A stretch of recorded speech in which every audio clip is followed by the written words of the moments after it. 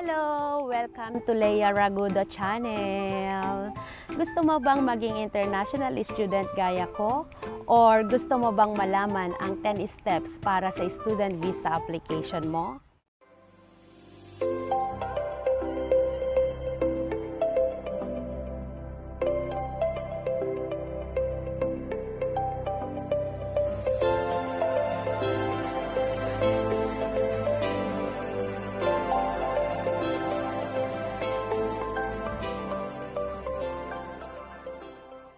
Bibigyan kita ng idea kung paano ako nakakuha ng international student ko dito sa South Australia.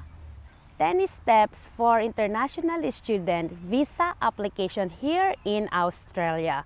Step 1. Decide where you want to study. Napakahalaga niyan para hindi ka na palipat-lipat ng states. Kung saan ka makakamura like accommodation, transportation, at saka yung may job opportunity rin para sa'yo. Kasi pwede ka rin magtrabaho ng 20 hours habang nag-aaral ka. Step number 2, decide what you want to study. Kung certificate 3 to diploma ba yan? Bachelor degree to master degree ba yan? So, alamin mo kung ano yung kukunin mo. Ako kasi, nag-graduate ako sa Macau last 2016, Associate Information Technology. Pero dito, nag-take ako ng Certificate 3, Childhood Education and Care. Diba ang layo niya? Pero I don't mind kasi ang hanap ko naman yung may pathway dito. Para silang may pathway, pero syempre, mas madali para sa akin ang childcare kasi mahilig ako sa bata. At ang kagandahan, kaya ng bulsa ko. Mas mura-mura siya kaysa ako mag-IT. Number 3, inquire to colleges and universities. So, ito yung dapat mong tanungin. So, kung ano yung course na napili mo, kung magkano ba ang tuition fee mo, kung may mode of payment ba sila, huwag kang mahiyang magtanong kung may mode of payment ba sila, kung maghulugan ka ba, kung paano ba, and then kung gaano kahaba yung ibibigay nilang visa mo sa course na yon, kung saan yung location nila. Ang kagandahan din nila, kumbaga, since nag-a-accept sila ng international student, so may mga affiliated din silang mga agent na pwedeng tumulong sa'yo. Yung agent na yon, sila ang magiging gabay mo sa pag-a-apply mo ng international student. Pero huwag kang mag-alala kasi hindi mo rin babayaran yon. Kasi, kumbaga, tie up na sila. So, sila talaga yung tumutulong para doon sa mga estudyanteng international student. Number 4, prepare your enrollment requirements. Ito yung resume mo, ito yung passport mo, birth certificate, transcript of record, and then diploma, IELTS or English test. Ang kagandahan nito pag IELTS, hindi naman lahat ng course kailangan ng IELTS. Pwede ring hindi ka na mag-take ng IELTS. Depende lang yun talaga sa course na kinuha mo. Kasi ako, hindi ako nag-take ng IELTS. Nag-exam lang ako sa entrance exam nila. So, since nakapasa ako, so nakapasok ako sa kanila. And then, step number 5, pay your overseas student health cover or OSHC. Kung may agent ka na, sila na rin yung magre-recommend sa'yo ng insurance company. At halimbawa naman, meron kang kakilala na mga insurance company. So, pwede ka rin naman kumuha ng sarili mo. Pero make it sure, full cover ka ng pag-i-stay mo dito sa South Australia or kung saan mang lugar ng Australia kung saan ka mag-aaral. Usually, nagkokos ito ng 1,300 to 1,500 Australian dollar. Step number 6, prepare your visa requirements. Ito yung passport mo. Kailangan yung passport mo medyo mahaba-haba ang validity nito. Kailangan hindi less than 6 months. And then PSA birth certificate at saka bank statement. Ang bank statement, parang nagtatanong kung yung bank statement ba kailangan malaking pera ba, yung nasa bangko mo or what. So hindi mo kailangan ng malaking pera dito. As long na may mga bank statement ka, okay lang yon. So huwag kang kabahan kung hindi masyadong malaki yung pera mo doon kasi walang problema. Step number 7, submit your student visa application. So, since na mag-fill up ka na ng visa application, and then yung agent mo na ang gagawa ng IMEI account mo. Kasi yung IMEI account na yon, doon mo makikita kung paano pa ang progress ng application mo. So, bibigyan niya lang sa yung username at saka yung password nun. So, siya na ang bahala lahat. And then, pwede ka rin naman niyang i-update kahit hindi mo nasubaybayan yung IMEI account mo. Step number 8, medical check-up. After 2 days na na-lodge ng visa mo, so pag ang immigration na-receive na nila yon, so magre-request sila kaagad ng medical check-up. So sa atin sa Pilipinas, ang affiliated ng immigration natin dyan or hospital is like Makati Medical Hospital at saka St. Luke Hospital.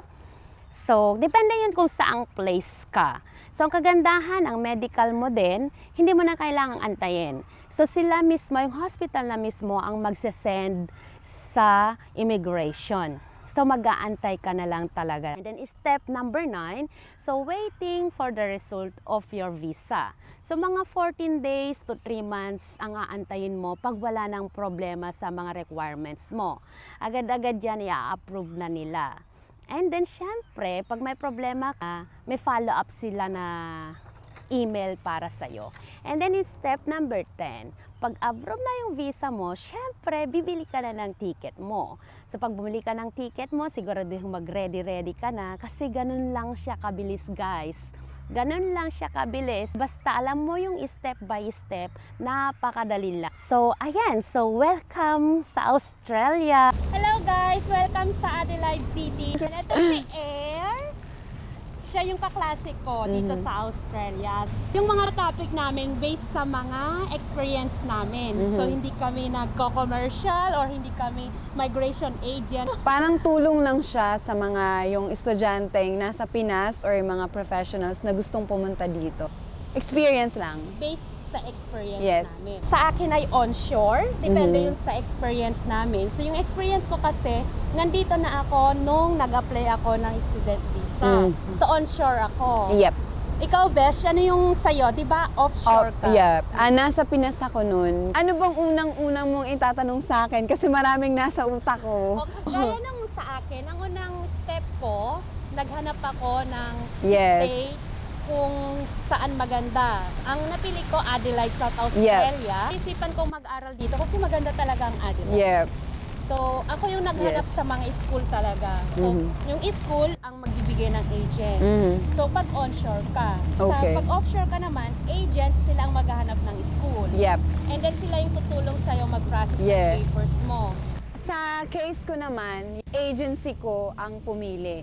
Kasi unang-una, ang gusto ko talaga, sa Brisbane talaga ako. Oh. Kasi may family ako sa Queensland. Step 2 ko naman, so decide what you want to study. Step 2, actually dapat, kasi nurse nga ako in the Philippines and sa Malaysia din.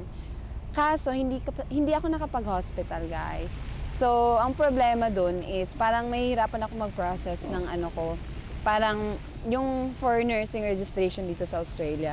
So, ang ginawa ko na lang is naganap ng agency nga na para makapasok lang. Pero kaya nga sabi ko sa inyo, guys, yung hindi siya smart decision yung nagawa ko.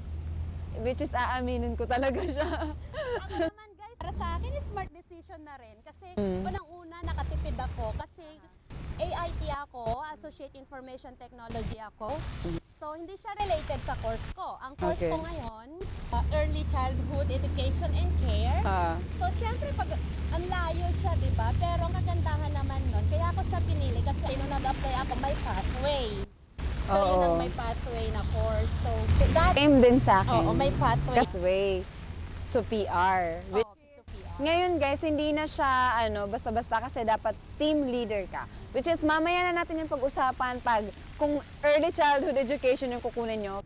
Ayan guys, so magkakaiba kung ano yung sitwasyon. So, syempre, based sa aming mga experience, so pwede naman kayo mag-comment and then pwede namin sagutin. Thank you for watching. Pero ayun nga, sabi ko sa inyo, disclaimer lang, hindi kami agency or migration Yeah. agent. Estudyante Based lang ho sa mga kami. experience namin, yung Yeah. mga tinatopic namin. Yep. And then, kung nagustuhan nyo tong video na to, Yes, like and subscribe.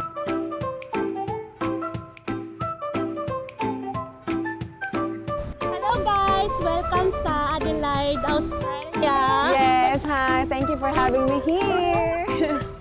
So ano na, Besh? Anong tanong? Go, Okay. bring it on.